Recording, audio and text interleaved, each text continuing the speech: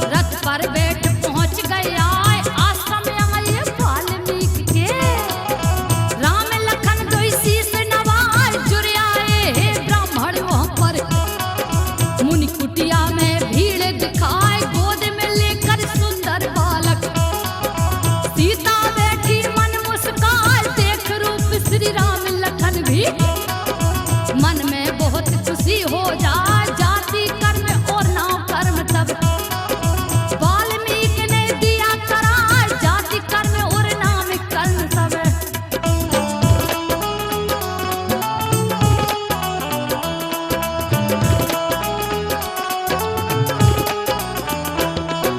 जाति कर्म और नाम कर्म सब वाल्मीकि ने दिया करार। बहुत दान दक्षिणा देकर संतों का मन किया सुखाए। अपने ग्रह से आए जनक जी बाजे गाजे संग लिवाए। धूम धाम से बजी बधैया नचनी नाचे कमर लचकाए। ऐसा नाच हुआ जंगल में मन का हुका नहीं अघाए। बार बार भर भर हाथों से मोहर असर की जनक लुटाए। करे निछावर मात सुमेधा लालन को मुख चूमत जाए। आभूषण और वस्त्र राम ने।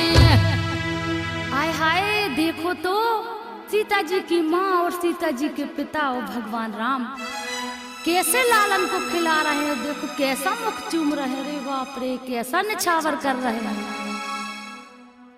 ऋषि पत्नी ने सेवा की अपनी बिटिया जाने। जंगल में अति मंगल होगा प्रभु करे कल्याणी।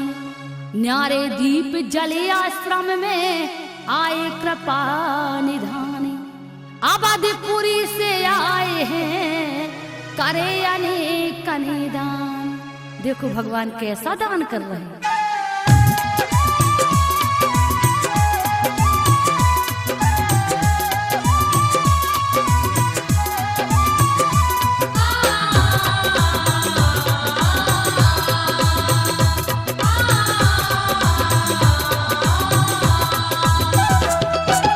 आभूषण और वस्त्र राम ने कितने जन को दिए गौर।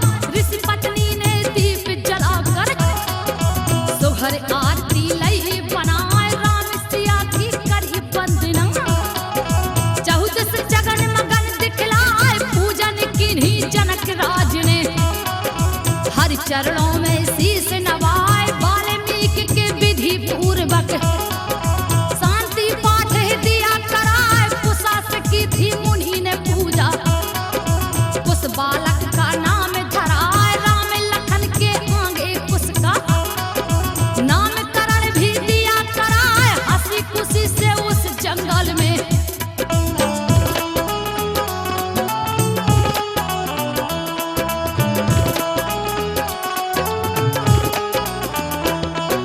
हंसी खुशी से उस जंगल में वाल्मीकि ढिग रात बिताए। हुआ सवेरा कहा राम ने वचन क्रोध से कहे सुनाए। सुनो आश्रम के रहवासी इसमें झूठ जरा भी ना है। मेरे अवध से यहाँ आने की जो भी मेरी खबर सुनाए। शत्रु होगा वही राम का फिर हाथों से बचना पाए। उसे मिलेगा दंड हमारा।